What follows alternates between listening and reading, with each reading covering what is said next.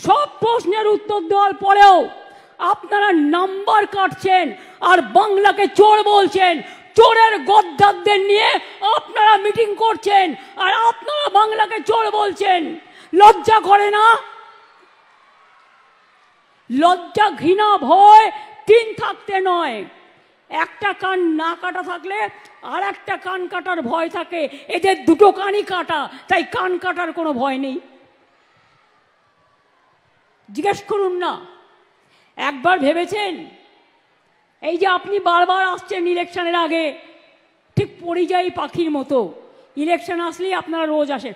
আমি চাই 365 দিনই আসুন। বিমান ফ্রি, হেলিকপ্টার ফ্রি, রাস্তা ফ্রি, খাবার ফ্রি, সবই তো পান ফ্রিতে। আমি কিন্তু সরকার থেকে 1 পয়সাও মাইনে নিই না, জেনে রাখো ভাই বোনেরা। এবং আমি 7 বার এমপি ছিলাম, মাসে কিছু না হলেও 2.5 থেকে 3 লাখ টাকা পেনশন পেতে পারতাম এই 14 বছর। 1 পয়সাও নিইনি, সেগুলো কিন্তু কেউ মনে রাখে না।